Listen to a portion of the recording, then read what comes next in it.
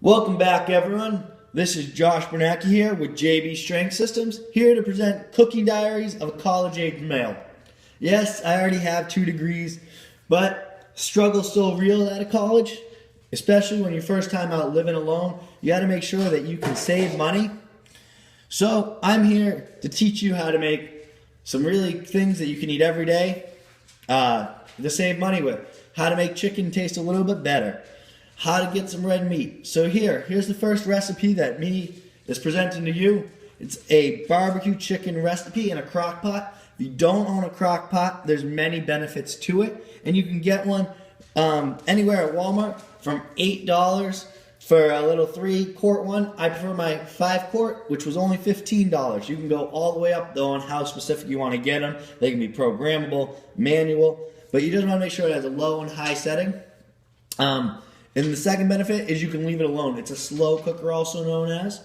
A lot of recipes take at least 4 hours, and some will take upwards of 14. And once it's there, you don't have to worry about the crock pot. It doesn't get hot enough to burn down your house, so you can leave it alone. You can do what you need to do.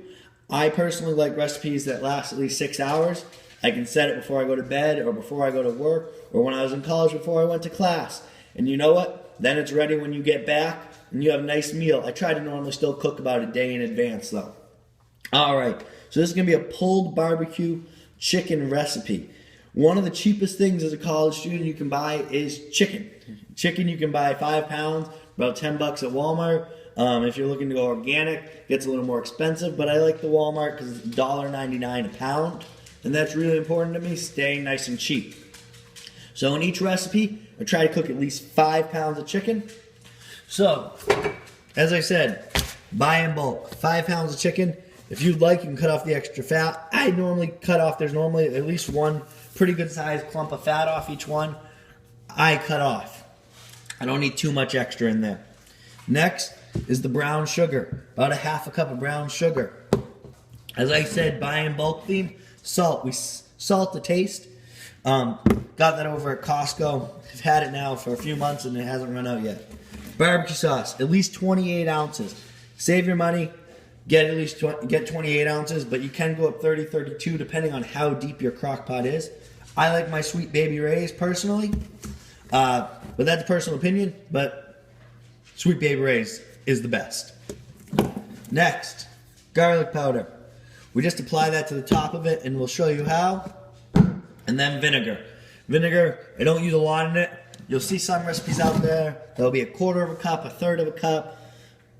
Not too much for my taste buds, but depending on what you like, you'll definitely get them. Alright everyone, welcome back. I have my sliced chicken here. As I said, I cut off just a little bit of fat. Also, something I do is I slice it down on each and every chicken. I feel it just helps get some of the sauce inside of it a little bit better.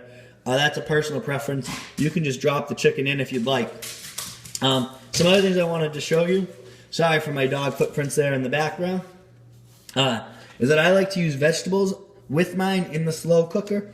I like how the vegetables come out, and I like the extra barbecue sauce and broth on there. It also can help you if you're counting macros just to get some extra vegetables in for your fiber sources.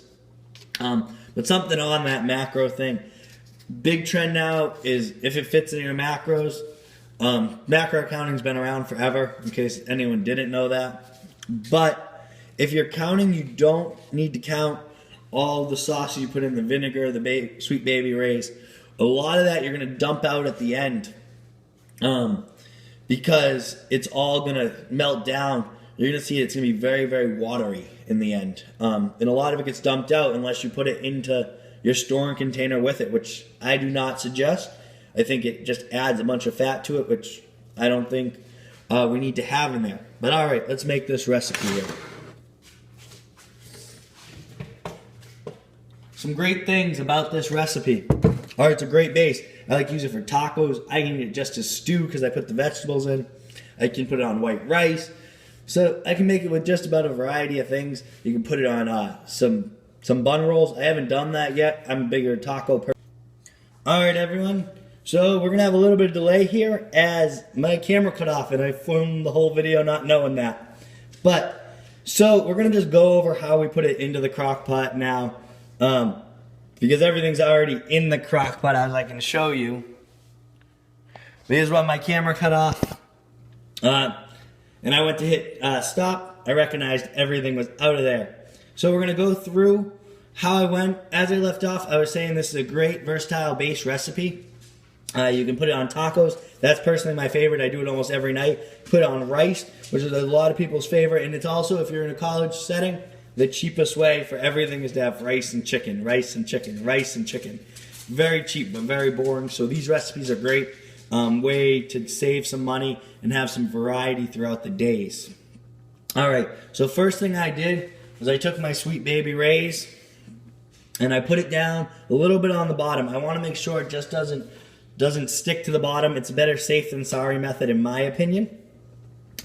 Next, we're going to coat the bottom with the chicken.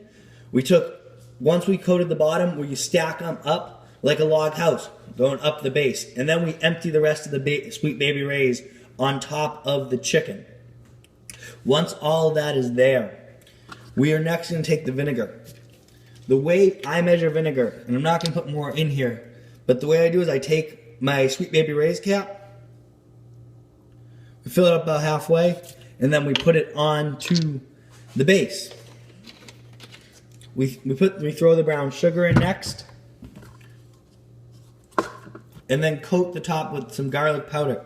We still want to be able to see it, so don't make it look like a fillet with salt on top, but just get a nice little coating going there. Now, if you weren't going to use vegetables, I always suggest green peppers, but if you do not want to use vegetables, you will salt to taste next.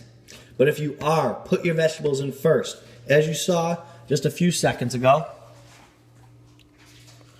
I put carrots as well. I like it because it gives it a little bit of a stewy feel, and I can always avoid them if I want to make tacos or if I want to put them on top of a bun and have a pulled pork chicken sandwich.